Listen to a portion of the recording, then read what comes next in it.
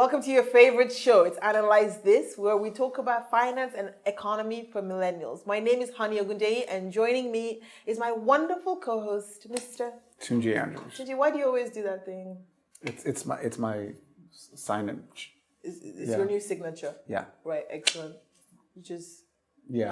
Okay, right. Excellent. But today we're going to be talking about something really exciting, which is businesses that you can start for less than 100,000 naira. So the recession is officially over.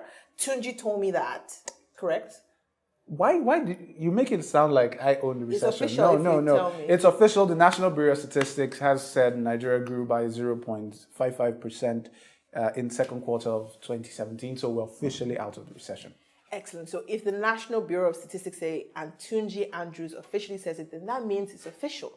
So now we have already talked about entrepreneurship and how unemployment rate is crazy. It's high in Nigeria. It's high across Africa. Almost like 25 million people out of work are entering inside the workforce and not able to find a job. So for many people, they would turn to starting a business, right? Mm-hmm. And going down this entrepreneurship path. So we've already talked about the doom and the gloom, but I think today it's time to get it, nice and creative and talk about businesses that you can start with a low amount of capital. And maybe if you're able to plow the profits back into the business, grow it into a multi-million-dollar enterprise. So Tunji, what's your take on this? Have you started a business with not a lot of less than 100,000 before? To be honest, I think every single business in the world can be started with less than 100,000 naira, and that is if you can. So if you're starting a spaceship shuttle, okay, business, yes, I will speak. Elon Musk, you can start it with less than 100,000. Yes. Right. I'm serious. Now, here's the thing. I'm interested. Here's the thing, right? Each business has its value chain. Right. So there's the manufacturing, there's the service end, there's the intermediary space of every particular business. So let's say manufacturing cars, for instance. Now, in that part where they're the manufacturers, there are those people who sell the cars, there are those people who repair the cars. So it's a huge value chain. Where you need to plug in that value chain is where the 100,000 naira becomes important. So, for instance, if you start at the service end or the sales end of the value chain, it is easy to enter the business with 100,000, grow your clientele, grow your reputation.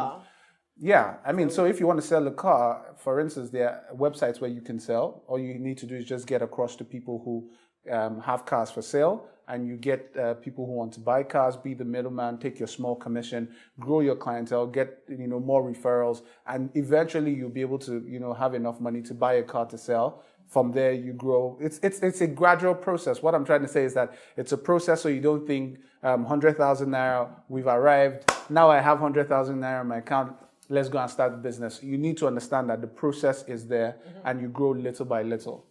I like that was a nice, interesting segue how you took us from car manufacturing to just being a cardboard salesman. It's very creatively well done. Yeah. But I think what we really want to get down in is so if you have 100,000 naira in your account today and you wanted to start a business, what are some of the top creative things that you could do?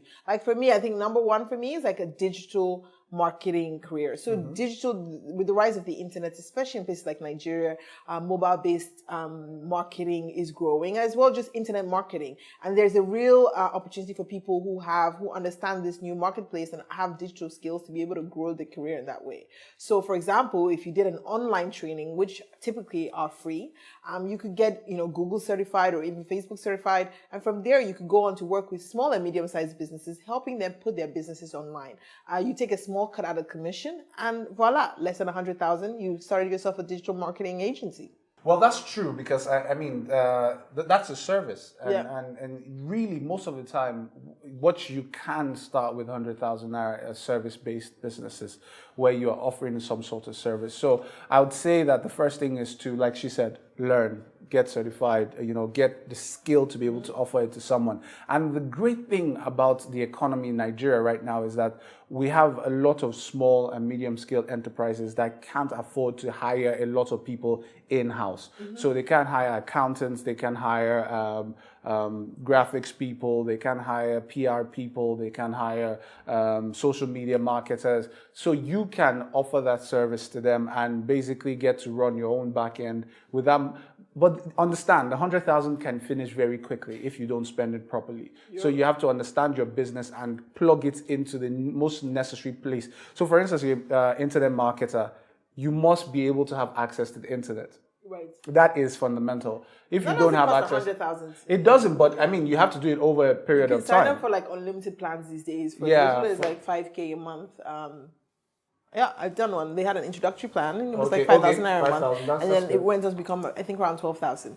So I mean, you have their considerable runway for a significant amount of time to be able to at least get the business started. Exactly. But I think what's always interesting to note about this kind of business is that you have to have a natural interest, a natural flair for it. I don't think that people should go and look at sort of some of the ideas that we come up with and be like, oh, I'll just pick one. There has to be one that you have a natural affinity for, right? And one of the interesting stories that always interested me around, like talking about food and agriculture, was a lady I know that started a pap business. So since she started literally from, I don't know, I think the first pouch was like 1,000 naira. And then from there, selling it on to family and friends, remanufacturing it, making, you know, basically she deals in packaged pap. Basically, everyone, you know, most Nigerians will have pap or, you know, at home, but nobody wants to go through the whole hassle of making it themselves. So by cutting out, you know, that hassle for people and by packaging it and making it hygienic and easily available, just starting like with her family and friends today, she stocked across the country and across the world now. So those are like small things that you know you don't think about, but it might be something just in your home that you could pick up and you could start and you could run with it. Fantastic. Also, retail in terms of selling things like clothes, shoes, bags, whatever. The fantastic So like thing the about buying and selling. Of yeah. Now the fantastic thing about it is that you can use social media to advertise these things, and you don't necessarily have to have those items specifically in your own store. You can take pictures of people you know, people you trust. You can, you know, produce when you get the orders. Right? Exactly. So, then I go and think produce. a lot of people are doing that even with creating their own brand. So they're literally getting access to either starting small with like a tailor that they know, and the tailor manufactures for them. They put the items up on social media and they sell. And when they make a bit more money, they buy a sewing machine. An industrial one these days will cost you between 60 and 70,000 naira. Maybe you employ like a tailor who's able to work for you whenever you have the orders, and they're able to grow and scale the business that way. You know, a lot of the time, see, I tell people this. If you can guarantee any business, and I'm talking any business in the world, I don't care if it's a bank, I don't care. If you can guarantee any business a particular amount of sales. Or additional income. Do you know? And tell them, I promised you that I will give you this number of new clients. There is no business that is going to turn you down. Right. None at all. If they need, the idea is that they will say, okay, we want to test you, so go and do it and let's see. Once you're able to do that, you've got a market. I love this whole thing that I learned in Google, which is really just make a small amount of people really, really happy with your product, and it will scale from there. So a lot of times we try to start and make a lot of people feel some kind of way about your product, like maybe care, not like it, but feel average. But if you can have a small group of people that really, really, really love it, that are fanatic about it, that want to go out and tell people about it, focus on those guys. Do it really, really well, and your business will go from there, and you will be able to scale out from there. Those are like really my sort of key tips that I live for. So guys, let's know, if you had 100,000 naira, what kind of business would you start? And how did you start your business? How much exactly did you use to start it? Let's take it to the streets. You won't wait for 1 million naira or 2 million naira. If you apply the principles of leveraging with 100,000, you can start a business. I started with 51,600. I applied the principles of leveraging in modern business model. I didn't apply the conventional way of doing business.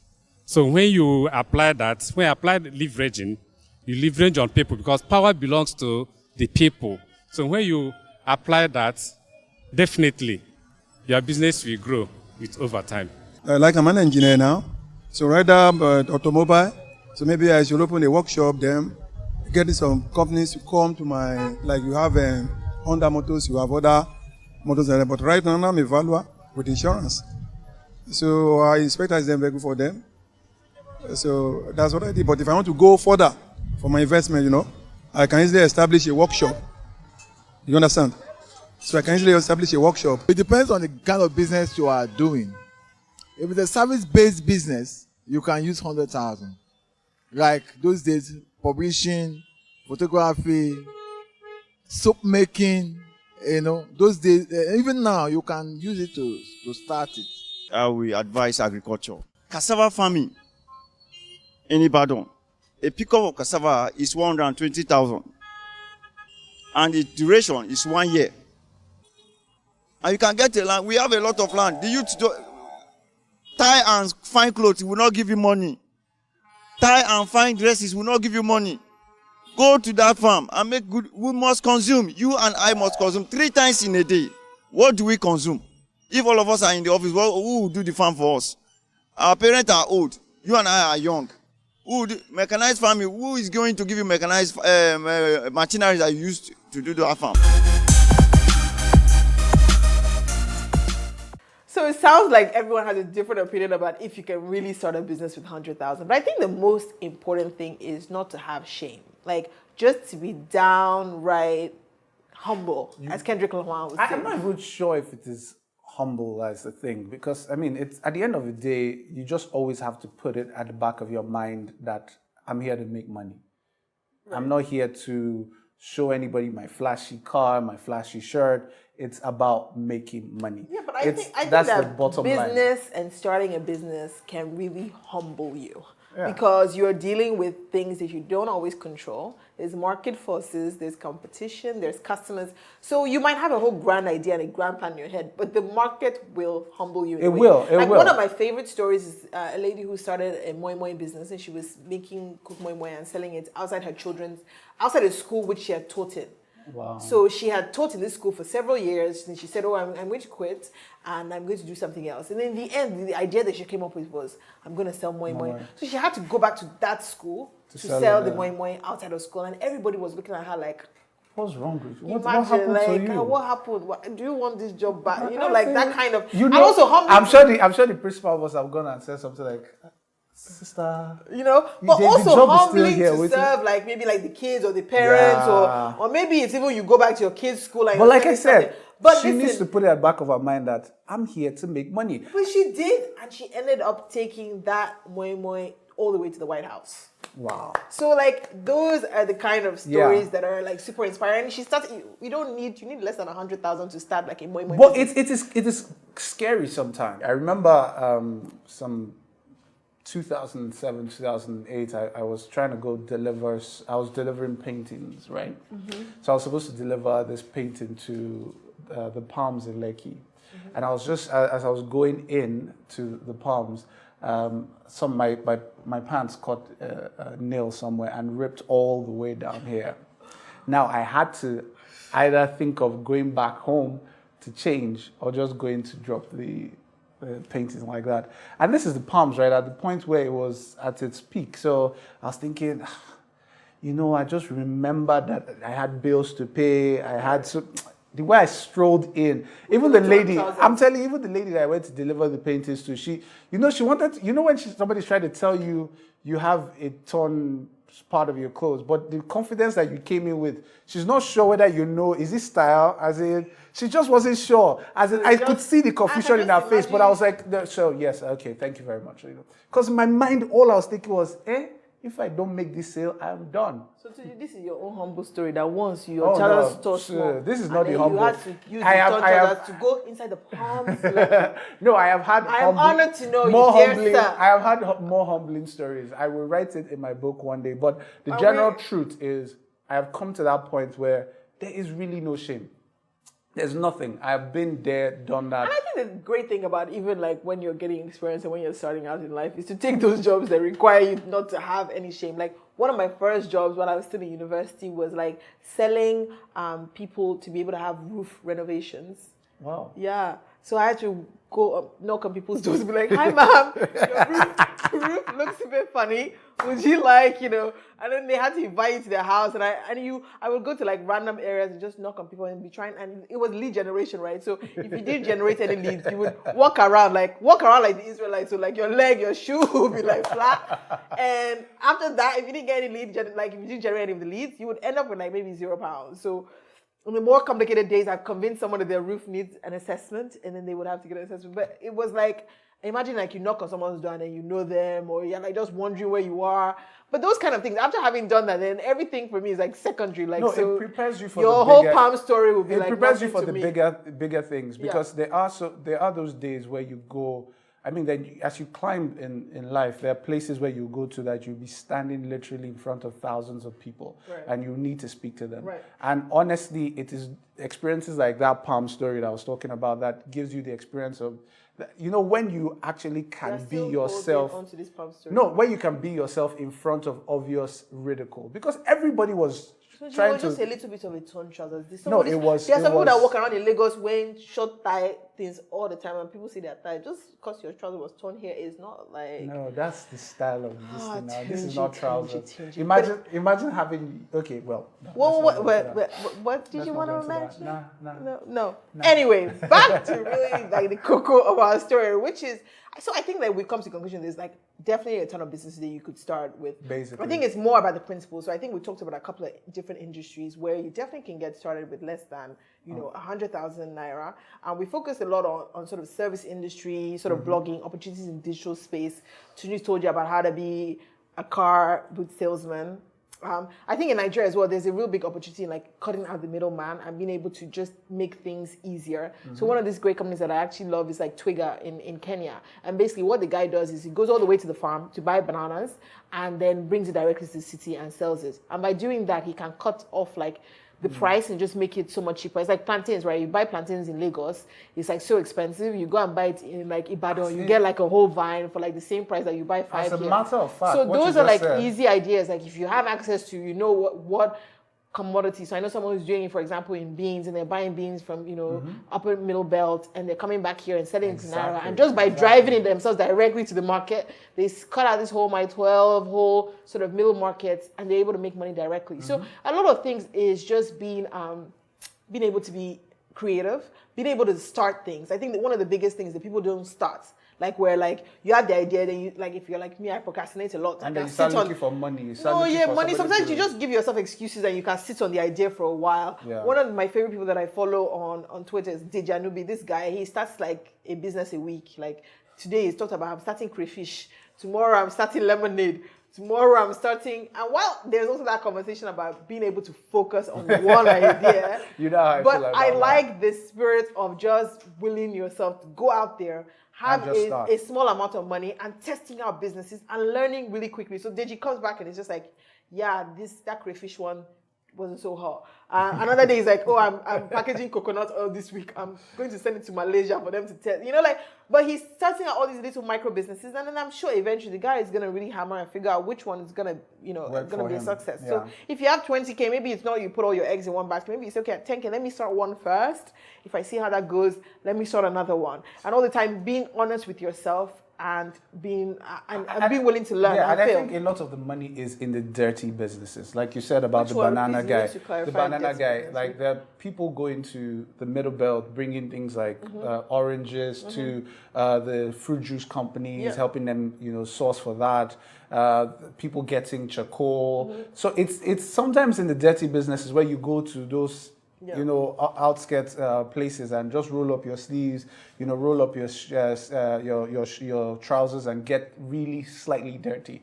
I know somebody that used to actually come back to Lagos with the truck of charcoal because the drivers used to steal her charcoal. So she will actually sit inside the charcoal truck with them, making sure that, and whenever they parked, she'll go and stand behind the charcoal truck and just, whenever they are done, she gets back into the front again and they start driving. So at those points, those are the kind of things some of you might say, how can I do that? But really, she's making a lot of money. Yeah, so I think the most important thing is to start with research. You cannot do enough research. Immerse yourself in the industry. If possible, get work experience in what you're interested in. But spend a lot of time just observing, learning, making sure that you build a business plan, you get you understand the unit in economics, and then starting. Don't be afraid to start. And don't be afraid of failure. Like failure is just a lesson disguised. So you learn the lesson and you do it again. All right, guys. So do let us know what you think about it. Are you starting a business soon? Have you started already? What have been your experiences? Just let us know. The handle is @NdaniTV. The hashtag is Analyze This. You can also follow me on Twitter, Facebook, Instagram, YouTube @Tunji Andrews. And also, you can reach out to me at Honey Ogundeyi on all the social media handles. I would love to hear your startup stories. We would love to hear hers too. All right, till next time, guys. Bye.